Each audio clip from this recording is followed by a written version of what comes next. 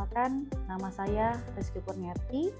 Saya dosen dari Teknik Informatika Fakultas Ilmu Komputer Universitas Sriwijaya. Saya akan menyampaikan unjuk kerja Tridharma Perguruan Tinggi atau biasa disingkat PDD UKT-PT bidang pengajaran. Saya membuat video ini dalam rangka memenuhi sertifikasi dosen tahun 2023. Adapun mata kuliah yang saya ampu dan yang akan saya bahas pada PDD UKT-PT ini adalah mata kuliah basis data.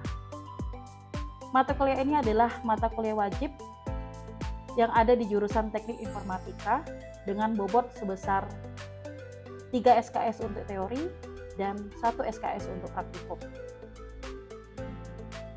Untuk deskripsi mata kuliah basis data ini adalah mata kuliah ini memperkenalkan konsep basis data, DBMS atau Database Management System, model-model basis data, IRD table, normalisasi table, transformasi diagram ke table, bahasa query SQL, proteksi data, sampai pengaplikasian basis data. Untuk capaian pembelajaran pada mata kuliah basis data, antara lain, mahasiswa dapat menjelaskan konsep-konsep dari basis data itu sendiri. Poin kedua, mahasiswa mampu merancang basis data dan jenis-jenis pemodelan basis data. Yang ketiga, mahasiswa mampu menganalisis dan mengkomunikasikan perancangan basis data yang paling tepat untuk organisasi. Kemudian, mahasiswa mampu melakukan penerapan ilmu pengetahuan dan teknologi melalui penalaran ilmiah dengan melakukan pemikiran logis, kritis, dan inovatif. Mahasiswa mampu melakukan instalasi tools dan yang terakhir, mahasiswa mampu melakukan pemrograman database. Untuk materi pembelajaran atau materi pengajaran yang ada di dalam mata kuliah basis data, materi yang akan disampaikan meliputi yang pertama, 1. Konsep basis data, pemodelan basis data, IRD atau Entity Relationship Diagram, kemudian DBMS, model relasional, normalisasi basis data, pemrograman database SQL untuk DDL atau Data Definition Language, kemudian pemrograman database SQL untuk Data Manipulation Language atau biasa kita singkat DML. Setelah itu ada pemrograman database SQL yaitu DCL. DCL adalah Data Control Language. Dan yang terakhir, untuk materi pengajaran ini diharapkan mahasiswa bisa melakukan pembuatan database berdasarkan pemodelan data. Untuk rencana pembelajaran semester pada mata kuliah basis data ini akan didokumentasikan dalam bentuk RPS yang memuat 16 pertemuan. Dan metode pembelajaran yang akan diterapkan pada mata kuliah basis data ini yaitu sinkronus dan asinkronus. Sinkronus akan kita lakukan tatap muka di kelas maupun tatap maya dalam video conference. Sedangkan asinkronus, kita akan memanfaatkan e-learning yang telah disediakan oleh Universitas Sriwijaya. Untuk laman atau situs yang disediakan oleh Universitas Sriwijaya bisa diakses di e-learning.unsri.ac.id. Komponen penilaian pada mata kuliah basis data, yang pertama adalah kehadiran keaktifan, tugas, UTS, dan UAS. Untuk bobotnya, 10% kehadiran dan keaktifan, 15% tugas dan kuis, UTS 40%, dan UAS 40%. Berikut ini adalah rekaman proses pembelajaran di kelas yang direkam menggunakan kamera video.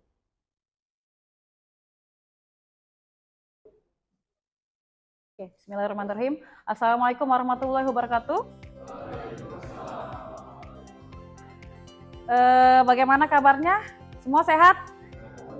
Alhamdulillah ya. Jadi sebelum kita mulai kuliah kita hari ini, silakan kita berdoa terlebih dahulu ya, menurut ajaran masing-masing. Berdoa dimulai.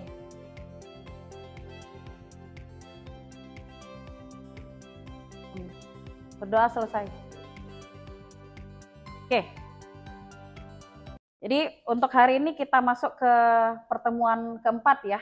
Jadi kalau di pertemuan ketiga kemarin kita sudah menjelaskan apa itu IRD. Oke ya. Jadi mungkin saya remind dulu penjelasan saya kemarin ya. Kita masuk ke slide-nya.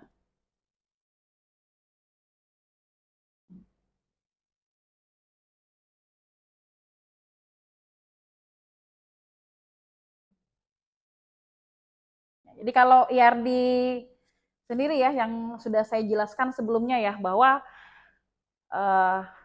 ya itu adalah suatu penyajian data yang memang menggunakan entitas dan relationship. Jadi tujuannya tuh apa sih kita membuat sebuah model IRD?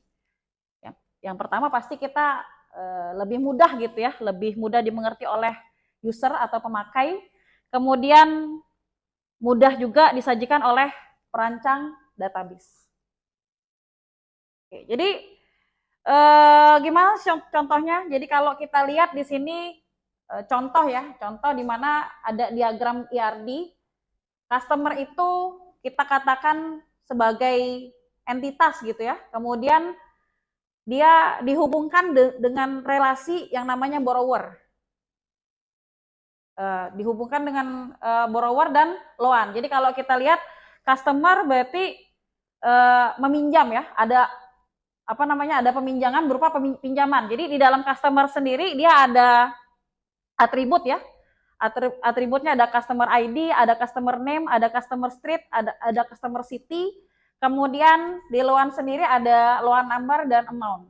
Jadi yang membedakan atau yang mencirikan gitu ya, yang mencirikan yang sebelumnya saya sudah jelaskan bahwa apa sih yang membedakan customer satu dengan customer lainnya. Jadi key dari basis data dengan penyimpanan ya memang tradisional adalah ada di customer ID atau kita sebut biasanya primary key. Jadi ya. Nah, kalau di loan di loan apa namanya? Ada loan number.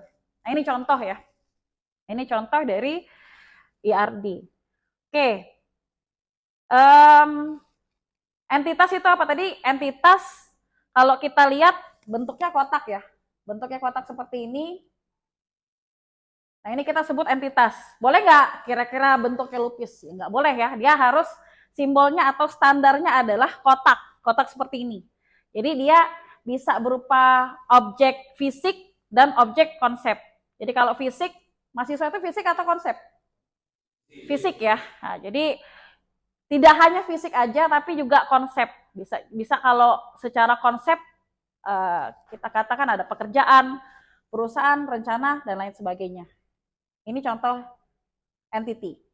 Kemudian untuk menghubungkan entity dengan entity, ada namanya relationship. Jadi kalau relationship tuh bentuknya kayak lupis sih gitu ya. Jadi ini adalah yang menghubungkan antara entitas satu dengan entitas lainnya. Nah, contoh ini kita lihat bahwa mahasiswa, entitas mahasiswa, dia mengambil mata kuliah. Di sini nanti akan dijelaskan lagi hubungan mahasiswa ini tidak sekedar hanya relationship ya, tapi nanti ada namanya kardinalitas. Ada 1 ke N ke 1, N ke N. Nah, seperti itu ya. Oke. Di dalam entitas juga kita lihat ada atribut. Atribut itu apa sih? Atribut itu adalah hal yang melekat pada diri entitas. Jadi kita lihat definisinya ya.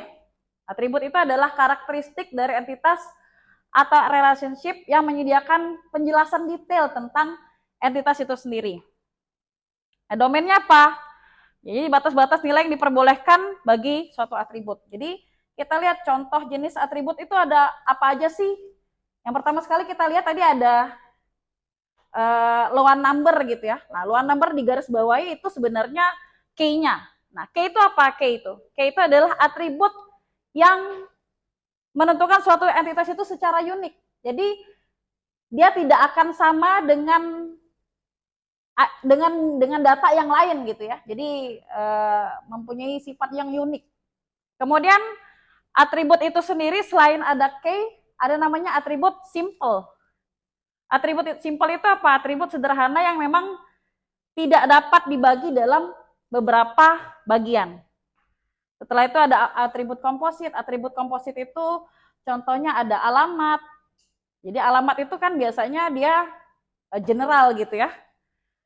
Ini kalau kita bagi, kita drill down ya, jadi dia bisa terdiri dari negara, provinsi, dan kota. Makanya kita sebut hal yang memang bisa menjadi beberapa bagian itu adalah atribut komposit. Ada atribut single value, ada multi value atribut gitu ya. Kalau multi value atribut ini adalah yang memang dia bisa lebih, nilainya tuh lebih dari satu. Contohnya nomor telepon, kemudian ada alamat, ada gelar, dan lain sebagainya gitu ya. Ini contohnya. Kemudian ada atribut turunan, dia pengolahan dari atribut lain ya, contohnya umur dan IP. Nah, ini contoh komposit ya tadi ya. Jadi kalau kita bikin sebuah atribut komposit, dia harus berasal dari ini. Misalnya kayak tadi alamat ya. Jadi dia bukan garisnya tuh di entitas mahasiswa, tapi di atribut alamat. Ini contoh jenis atribut komposit. Gimana kalau multi value? Jadi kalau multi value, kalau tadi dia kayak bercabang gitu ya, hierarki ya, seperti hierarki. Nah, kalau kita bilang itu multi value, berarti nilainya tuh bisa lebih dari satu. Nah, itu contohnya nomor handphone. Nomor handphone berarti tandanya kita bulatnya ya, kayak bentuk oval seperti itu ya. Nah, itu contoh dari multi value. Ada multi value atribut ya, ini ya. Oke, satu lagi ya. Jadi untuk kita melihat derajat ya, derajat dari himpunan relasi itu ada 3. Yang pertama ada derajat 1, ada derajat 2, dan derajat 3. Nanti kita lihat bedanya apa ya. Jadi kalau derajat 1 itu sendiri dia bisa berelasi dengan dirinya sendiri. Berelasi dengan dirinya sendiri itu apa? Jadi entitas itu bisa ke dirinya sendiri, bukan entitas lain. Nah, itu bisa ya. Itu kita pakai unary degree atau derajat 1. Kemudian ada derajat 2 dan derajat 3. Kalau derajat 3 pasti lebih dari 2. Nah, ini contoh. Jadi kalau kita lihat unary degree ya, pegawai melapor ke pegawai. Apakah pegawai misalnya setara gitu ya? Enggak. Ini contoh kalau kita lihat sebuah organisasi, struktur organisasi itu ada atasan dan bawahan gitu ya. Nah, ini maksudnya pegawai, kalau atasan itu kita katakan pegawai enggak? Jenisnya pegawai. Nah, ini jadi kalau kita ingin membuat sebuah entitas pegawai dengan ya sebenarnya pegawai ini atasan dan bawahan gitu ya. Dia bisa melapor ke pegawai. Atau mungkin sesama pegawai juga gitu ya. Ini contoh kalau kita menggunakan derajat 1 atau unary degree. Kemudian ini contoh yang umum biasanya kita buat ya kalau kita membuat entitas satu dengan entitas lainnya. Contoh pegawai bekerja di satu departemen biasanya ya. Atau kita balik, satu departemen dikerjakan oleh banyak pegawai, mempekerjakan banyak pegawai. Nah, ini contoh kalau kita lihat derajatnya tuh lebih dari 1, 2 gitu ya. Berarti dia menghubungkan satu entitas satu dengan entitas lainnya. Entitas pegawai dengan entitas departemen. Oke, selain binary ya, dia juga ada namanya ternary. Ternary tadi lebih dari 2, berarti 3. Bisa nggak kira-kira? Iya, bisa gitu ya. Jadi kalau kita lihat relationship-nya apa? Kerja. Kerja itu pegawai bekerja atau mempekerjakan atau bekerja atau kerja gitu ya dalam satu proyek. Kemudian proyek dikerjakan oleh satu pegawai, mungkin seperti itu ya, lebih kurang kayak gitu. Kemudian pegawai kerja kota itu juga bisa berelasi. Ini contoh kalau kita menggunakan ternary degree atau derajatnya itu lebih dari 2. Nah, banyak lagi ya sebenarnya penjelasannya, ada pemetaan kardinalitas ya, yang dimana kalau kita lihat satu entitas satu dengan entitas lainnya itu hubungannya apa sih? Satu ke satu, satu ke banyak, banyak ke satu, atau banyak ke banyak. Ini untuk kita memetakan berapa sih maksimum entitas yang memang bisa berelasi dengan entitas lainnya. Itu untuk pemetaan kardinalitas. Contohnya seperti apa?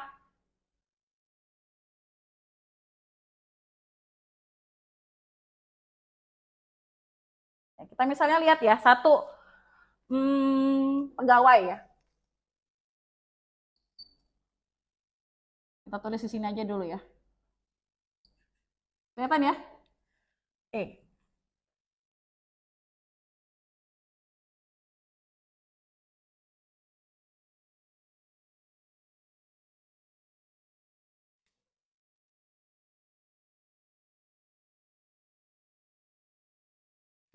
Jadi untuk menentukan kardinalitas ya, hubungan dari entitas satu dengan entitas lainnya, kita lihat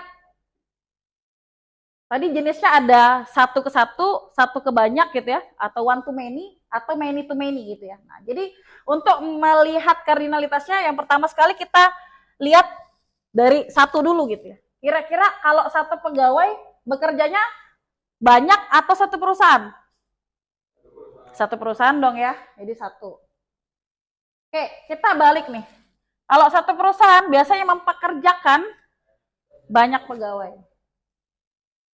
Ya, karena dia hubungannya adalah satu N ya, maka kita lihatnya banyak. Jadi hubungan dari ini kardinalitas adalah many to one, banyak ke satu. Oke, apa aja tadi ininya? Uh, Atributnya ada nip ya. Nip ini kita katakan primary key. Kemudian ada nama, setelah itu ada alamat. Alamat ini ada yang ingat kira-kira dia atribut apa? Komposit ya. Oke, siapa yang menyebutkan tadi? Siapa namanya? Oh iya, oke, bagus. Alamat itu komposit. Oke, kemudian ada perusahaan bisa jadi dia ID ya, atau apapun lah ya. Kemudian nama juga boleh ya, walaupun ini sama dengan atributnya ini ya. Terus apalagi? Alamat ya, bisa jadi alamat sama juga. Oke, lebih kurang kayak gini ya. Jadi kalau kita menentukan kardinalitas, kita harus yang pertama sekali itu adalah menentukan entitas apa yang terkait di dalam sistem yang mungkin akan kita kembangkan. Kemudian setelah itu kita tentukan relasinya. Setelah kita menentukan relasinya, baru kita ya buat atributnya ya. Kemudian kita definisikan kira-kira itu atribut K, kemudian atribut apa gitu ya dalam IRD kita. Oke, ini mungkin lebih kurang contohnya gitu ya. Nanti ada tugas yang akan saya kirimkan di LMS ya, tapi mungkin sebelum saya kasih tugas, ada yang ingin ditanyakan dulu? Ya, silakan. Dengan siapa namanya? Faisal, silakan. Seperti yang Ibu jelaskan tadi, bahwa setiap atribut dalam database itu ada beberapa atribut yang harus memiliki primary key.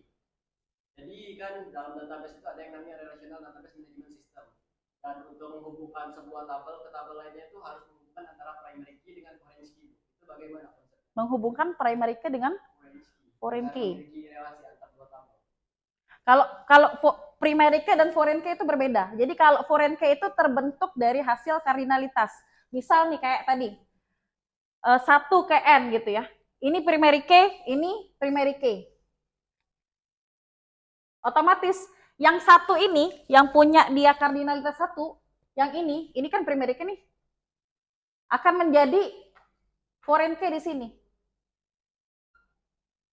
Foreign key ya. Tapi foreign key ini nggak kita jadikan jadikan sesuatu yang unik, itu jadi penanda aja. Itu ya, itu bedanya. Jadi kalau kita bilang ya pasti entitas itu pasti berelasi ya. Karena kita lihat walaupun dia nggak ada entitas yang lain, tetap dia berelasi walaupun itu dia balik ke dirinya sendiri. Mungkin itu. Ada lagi yang lain? Ya, silakan.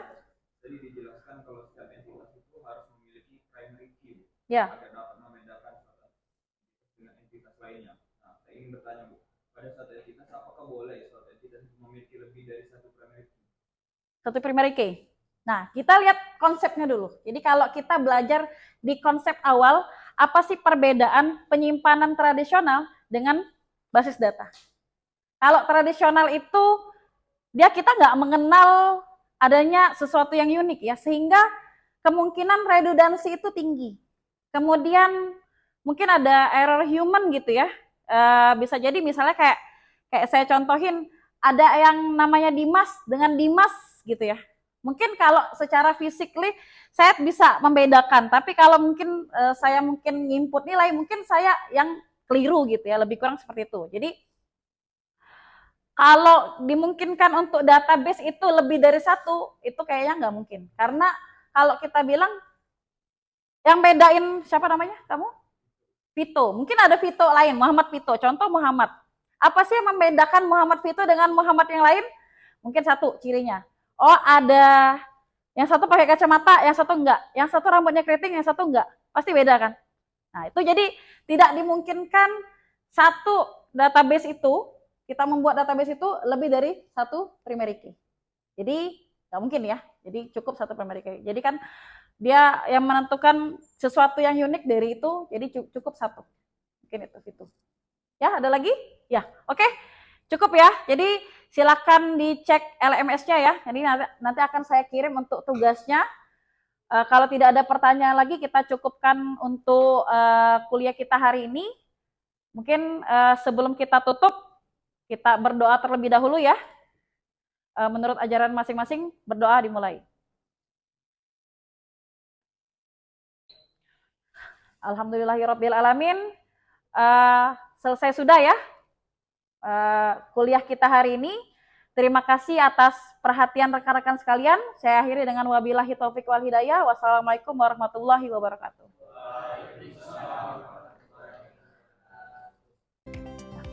Demikianlah yang saya dapat sampaikan dalam pernyataan diri untuk unjuk kerja Tridharma Perguruan Tinggi atau PDD UKT-PT dalam bidang pengajaran. Terima kasih atas perhatiannya. Saya ucapkan wabillahi taufik wal hidayah. Wassalamualaikum warahmatullahi wabarakatuh.